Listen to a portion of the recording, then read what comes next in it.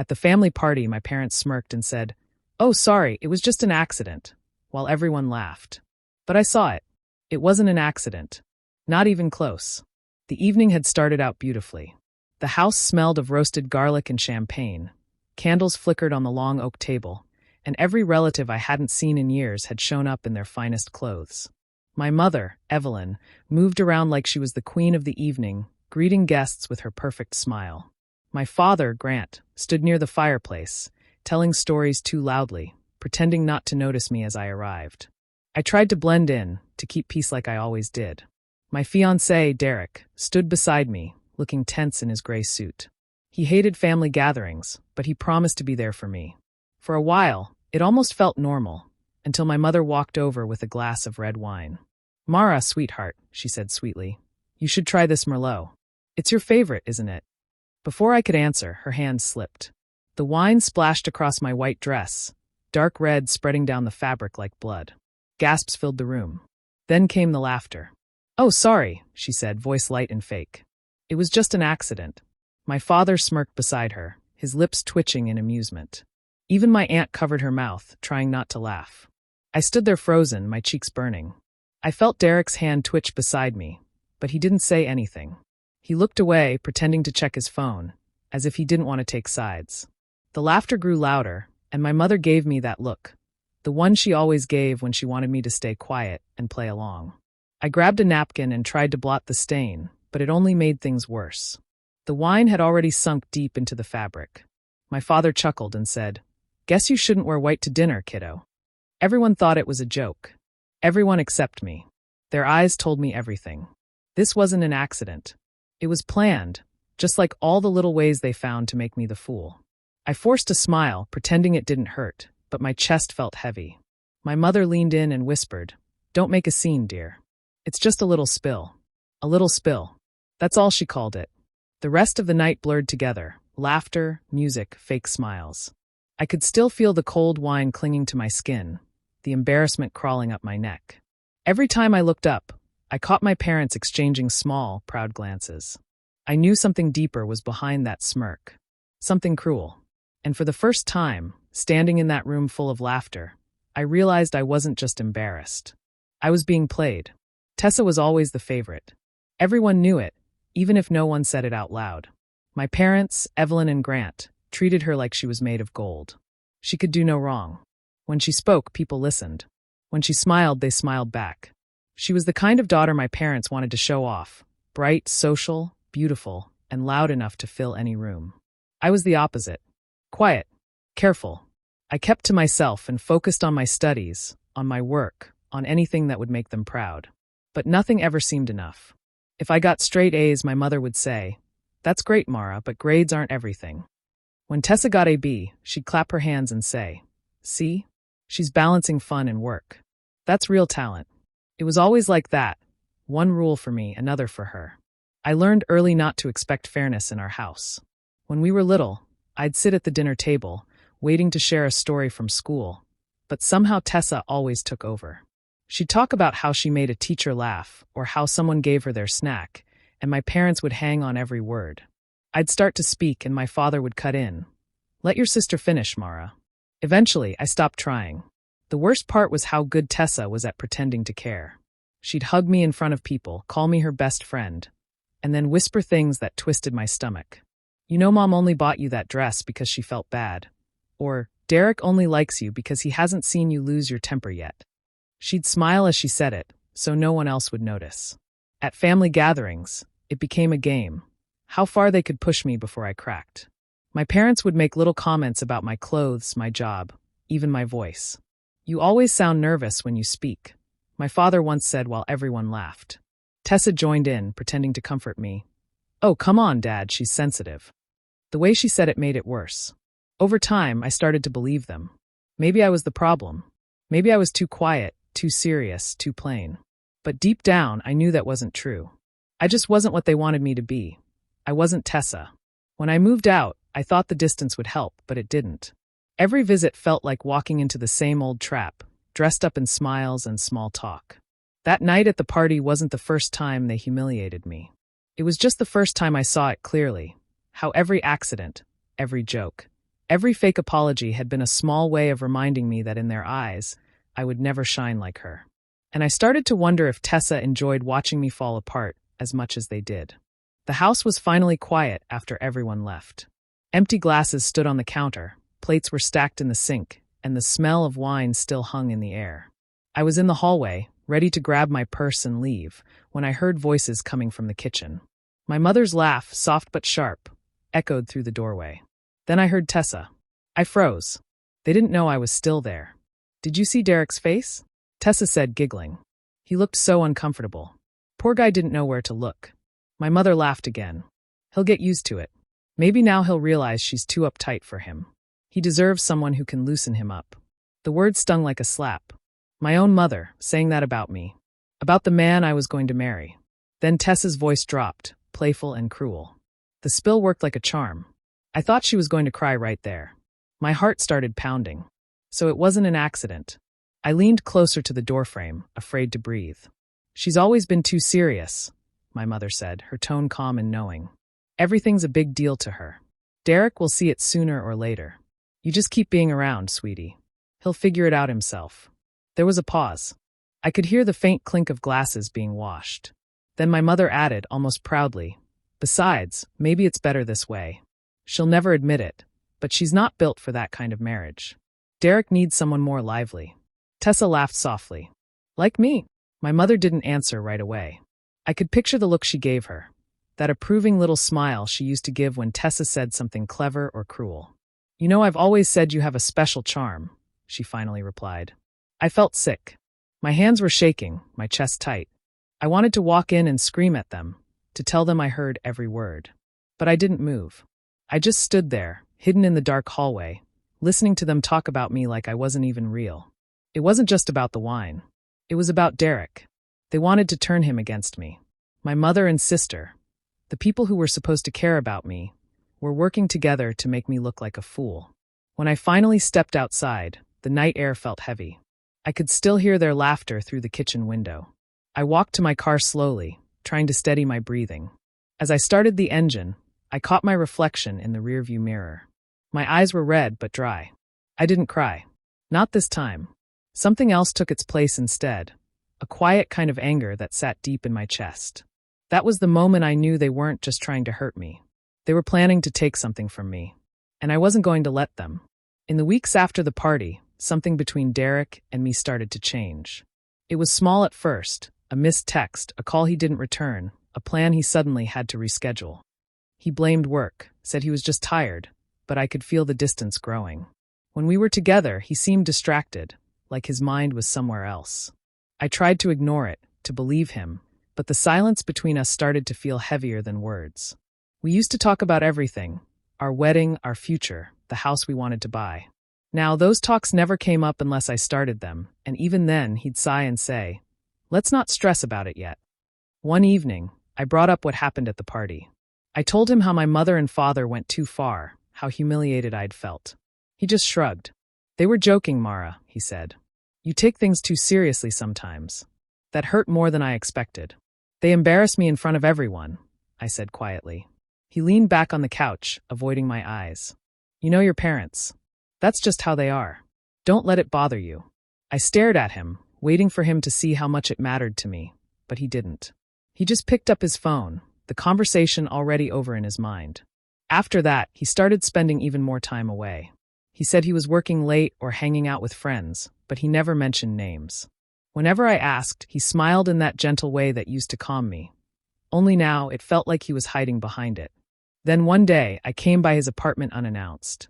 I wanted to surprise him with dinner. When I walked up to his door, I froze. Tessa's car was parked outside.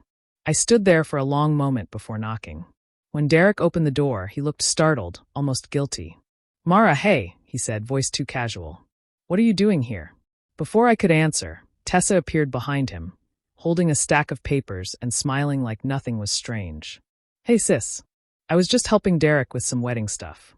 You know, planning takes a lot of time." Her tone was sweet, too sweet. I forced a smile, pretending I believed her, but something deep inside me twisted. She shouldn't have been there. Not alone with him. Not like that. That night, I couldn't sleep. My thoughts ran in circles.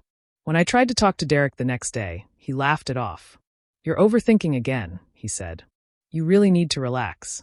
Everyone around me acted like I was the problem. Too jealous, too sensitive, too suspicious. Even Tessa hugged me the next time she saw me, whispering, "You have nothing to worry about." But her smile didn't reach her eyes.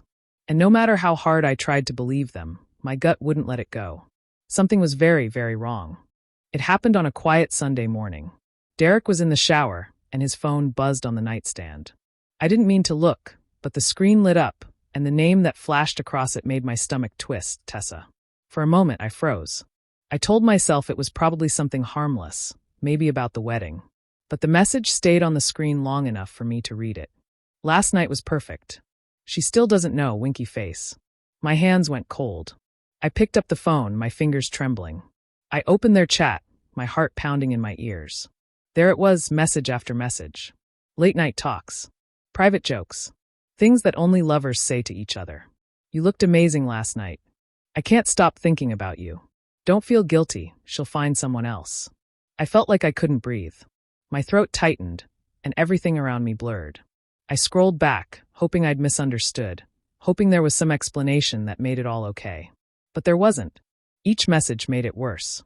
They'd been together for weeks, maybe months. When I heard the shower stop, I dropped the phone back onto the nightstand and sat on the edge of the bed, trying to steady myself. Derek came out, wrapped in a towel, smiling like nothing was wrong. "Hey," he said softly. "You're up early." I looked at him, and for the first time, I didn't see the man I loved. I saw a stranger. I saw lies. I saw the way he had started pulling away after the party, the excuses, the sudden closeness with Tessa. It all made sense now. He noticed something in my face. "You okay?" he asked, tilting his head. I forced my voice to sound calm. "I'm fine," I said. "Just tired." He smiled and kissed my forehead before walking out of the room. The moment he left, I broke. My whole body shook. Tears came before I could stop them. I felt sick, betrayed, small. I thought about my parents, how they laughed that night at the party, how they looked at me when the wine spilled. That smirk, that knowing look. They already knew. They were protecting Tessa, not me. The accident wasn't just a cruel joke. It was a sign, a warning I didn't understand. I sat there for hours, staring at the floor, trying to make sense of how everyone I loved could lie so easily. My sister, my parents, my fiancé, all of them smiling to my face, pretending nothing was wrong. When Derek finally left for work, I picked up his phone again. I reread the messages, each one cutting deeper than the last. There was one more text from Tessa that morning. "Don't forget to delete this before she sees." Too late. I already had. And in that moment, something inside me hardened. Whatever they had planned, whatever game they thought they were playing, it wasn't over. Not for me. I couldn't keep it in any longer. The next evening, I drove straight to my parents' house. My hands were shaking the whole way, but I didn't care. I needed answers. I needed someone to tell me it wasn't true, that I'd misunderstood everything. When I walked in, they were all there. My mother sitting on the couch with a glass of wine, my father reading the newspaper, and Tessa on the armchair, her legs crossed, phone in hand. Derek wasn't there, but his absence said enough. They looked up, surprised but calm, as if they'd been expecting me. I didn't even sit down. "How long have you all known?" I asked, my voice breaking. "How long have you known about Derek and Tessa?" My mother blinked, pretending to be confused. "What are you talking about, darling?" "Don't do that," I snapped. "I saw the messages. I know they've been seeing each other." For a moment, there was silence. Then my father sighed and folded the paper. "Mara, calm down," he said. "You're being dramatic again." "Dramatic?" My voice rose. "They betrayed me. You all did." Tessa stood up slowly, setting her phone down. There wasn't a hint of guilt in her eyes. "It just happened, Mara," she said softly. "I didn't plan it. Derek and I just connected." Her words felt like a knife in my stomach. My mother's tone turned cold. "Oh, honey," she said with a small smile. "Derek just realized who he really belongs with. You can't hold that against him. Or your sister." I stared at her, unable to believe she was defending them. "You think this is okay?" My father rubbed his forehead. "What do you want us to say? You've always been too sensitive. Things don't always go your way. Be mature about it and move on." "Move on." That's what he said, like I'd lost a game, not my fiancé. Tessa crossed her arms. "You always act like the victim," she said. Maybe if you weren't so cold all the time, Derek wouldn't have. Don't you dare finish that sentence, I said, stepping closer. My heart was pounding so hard I could barely hear my own words. You're my sister. She shrugged. You never acted like one. The room spun around me. I wanted to scream, to throw something, to make them see what they'd done. But they just sat there, calm and composed, watching me unravel. I could see the satisfaction in their faces, the same smirk from the party, now fully alive. I felt like a fool standing there, crying while they stayed untouched. Finally, I turned toward the door. My mother's voice followed me.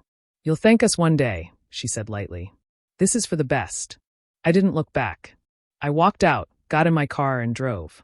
I didn't know where I was going, only that I couldn't stay. That night, I packed my bags and left town without saying a word to anyone. For the first time in my life, I didn't care what they thought. I just needed to be gone. The first few months after I left felt like I was living someone else's life. I drove north until I reached a quiet coastal town in Oregon. The air there was cold but clean, and the sound of the ocean helped me breathe again. I found a small apartment above a bakery, got a simple job at a local cafe, and told no one where I had gone. For the first time in years, no one was watching me, judging me, or telling me what to be. I woke up to seagulls instead of fake laughter. I learned how to be alone, and slowly, it stopped feeling like punishment. Still, there were nights when the anger came back, sharp and heavy. I'd think about my mother's smirk, my father's sigh, Tessa's smug little smile. Their words echoed in my head. They had taken everything from me, my home, my future, the life I was building. But anger without purpose is poison, and I didn't want to stay broken. I wanted to make them feel what I had felt. One afternoon, while scrolling through job listings, I saw an article about a real estate firm, my father's company. The piece mentioned rumors of financial trouble. That caught my attention. I'd worked for my father years ago, before things got bad between us. I still knew some of his systems, his business habits, his shortcuts. He liked to bend rules when it suited him, and he was too proud to think anyone would ever call him out for it. I started digging quietly, using what I remembered. I checked old records, public filings, property transfers. It didn't take long to see the cracks. There were hidden debts, fake investors, missing money. Things that could destroy him if the right people saw them. And I knew exactly where to look for more. Derek still worked for him. The perfect employee. Loyal, charming, and probably just as blind as ever. I found out which branch office he managed and which accounts he oversaw. Every detail was a piece of the puzzle. I didn't need to show my face or contact anyone. I just needed to set things in motion and let their own lies pull them down. I spent weeks building a quiet plan, gathering proof, connecting names, copying documents. Nothing illegal, just careful work. The kind of thing I was always good at, though no one ever gave me credit for it. I reached out to a few contacts under a fake name, slipping information where it needed to go, auditors, reporters, people who wouldn't let things slide. I didn't want revenge through shouting or fighting. I wanted them exposed, stripped of the image they loved so much. I wanted truth to do the damage for me. Each step made me feel a little lighter. I wasn't the weak one anymore. I wasn't the quiet, nervous daughter they could laugh at. This time, I was the one pulling the strings, and they wouldn't even see it coming. 3 years passed before I saw them again. The time away had changed me in ways they would never understand. I wasn't the same woman who ran from their laughter and lies. I had built a quiet, steady life in Oregon, but I knew it was time to go back. Not for forgiveness, for closure. When I arrived in my hometown, nothing looked different. The same streets, the same tidy houses, the same perfect smiles that hid so much rot underneath. My parents were hosting another family gathering, and I decided to show up without an invitation. Their house glowed with warm light and laughter when I pulled into the driveway. I could see people inside holding drinks, talking too loudly, pretending their lives were flawless. I walked up to the door, heart steady, and knocked. When my mother opened it, her smile froze. "Mara," she said, as if she was seeing a ghost. "Hi, Mom," I said simply. For a few seconds, she just stared, then forced a laugh. "Well, this is a surprise." I stepped past her without asking. The chatter inside stopped almost instantly. Heads turned. My father set down his drink, trying to mask his shock. Tessa was standing near the piano, wearing a silk dress and a diamond ring that caught the light. And beside her, Derek. He looked older, tired even, but his expression said everything. He hadn't expected to see me. Their hands were linked, but their smiles were stiff. Long time no see, I said quietly, letting my eyes move between them. Tessa spoke first. You look different. Better, I asked. She didn't answer. My father finally broke the silence. Well, look who decided to come home. Didn't think we'd see you again. I smiled. I wasn't planning to stay long. Just wanted to check in. I could feel everyone watching, waiting for a scene, but I stayed calm. That calmness made them nervous. My mother kept glancing at my face, searching for a crack that wasn't there. I heard business has been slow, I said lightly, looking at my father. Real estate isn't what it used to be, huh? He stiffened. We're fine, he said quickly. Good, I replied, still smiling. It would be awful if something unexpected happened. The air in the room shifted. Tessa and Derek exchanged a quick look, and I saw the tension between them. Their perfect marriage wasn't so perfect after all. The way she gripped his arm too tightly, the way he pulled slightly away, it told me everything. I spent the rest of the evening talking politely, as if nothing had ever happened. But every word I spoke carried weight. My mother's laughter grew thin, my father avoided my eyes, and Tessa couldn't stop watching me, trying to figure out what I knew. When I finally left, I could feel their fear following me out the door. They didn't know what I had done, or what was coming next, and that was exactly how I wanted it. It started slowly, almost quietly, just like I planned. A few weeks after I returned, small stories began to spread. Whispers about missing funds, false contracts, and shady deals linked to my father's firm. At first, no one believed them. My parents had built their image on success and charm. But truth has a way of slipping through cracks, and soon the cracks turned into holes. The company's accounts were audited after a report was sent to the authorities. It didn't take long before everything started unraveling. Numbers didn't match, fake names showed up in records, and deals that once looked solid turned out to be lies. My father tried to keep it quiet, but it was too late. The investigation became public, and his reputation, the one thing he loved most, started to crumble. Derek was caught in the middle. As one of the firm's managers, his name was on several of the files being questioned. He lost his job within a month. I heard from an old co-worker that he showed up drunk to his last meeting, shouting that it wasn't his fault. But no one cared. His career was over. Tessa's life started to fall apart soon after. The man she thought would give her everything couldn't even look her in the eye anymore. Their fights became public. She was seen leaving restaurants in tears, while he stayed behind, slumped over a drink. The marriage that began with stolen love ended with anger and silence.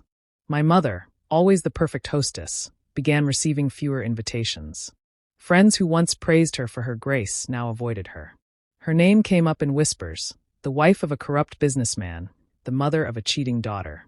The shine she spent her whole life protecting was gone. I didn't speak to any of them. I didn't need to. I just watched from a distance as everything they built for appearance and pride fell apart piece by piece. Every headline, every rumor, every broken smile felt like balance being restored. One day, I passed by their old office. The company sign had been taken down, leaving only the marks where it used to hang. I stood there for a moment, quiet and still. I didn't feel joy, just a calm certainty. They had finally faced the truth they'd buried for years. And this time, there were no smirks left, only silence. A few months later, I sent out a short message to my parents, Tessa and Derek. I told them I wanted to talk, to make peace after everything that had happened. I said I had moved on and wanted to see them one last time. They agreed, maybe because they were desperate to fix their image, or maybe because they couldn't stand not knowing what I was thinking. I booked a private room at a quiet restaurant near the coast. The table was small, with candles flickering in the center. I arrived early and watched the door as they came in one by one. My parents looked older, their confidence gone. Tessa's smile was forced, her eyes tired. Derek barely met my gaze. No one spoke at first. The air felt heavy, filled with things none of us wanted to say. I greeted them politely, poured the wine myself, and acted calm, almost friendly. My mother tried to start a conversation about the weather. My father made a dry joke that no one laughed at. It was awkward, and that was exactly how I wanted it. We ate quietly. Every few minutes, I could feel their eyes on me, waiting for me to explode or accuse them. But I didn't. I smiled, asked if they liked the food, and kept my tone light. The tension in the room grew thicker with every passing second. When the plates were cleared, I picked up my glass. They all looked at me, expecting something. I stood up slowly and said, "I just wanted to thank you all for coming. It means a lot that we're here together after everything. My voice was calm, even. Then I raised my glass and added, "Oh, sorry, it was just an accident." The same words they had used years ago. The silence that followed was sharp. My mother's face turned pale. My father looked down at his drink. Tessa blinked hard, trying to hide the shame on her face. No one spoke. I took a small sip, set my glass down, and smiled faintly. "That's all I wanted to say," I whispered. Then I grabbed my coat, turned, and walked toward the door. No one tried to stop me. The sound of my heels echoed against the floor as I left them sitting there, surrounded by everything they had destroyed. Outside, the air was cool and calm. The sea wind carried the faint sound of waves. For the first time in years, I felt light, not happy, but free. I didn't look back. I didn't need to. The past was behind me, and I was finally walking away from it for good.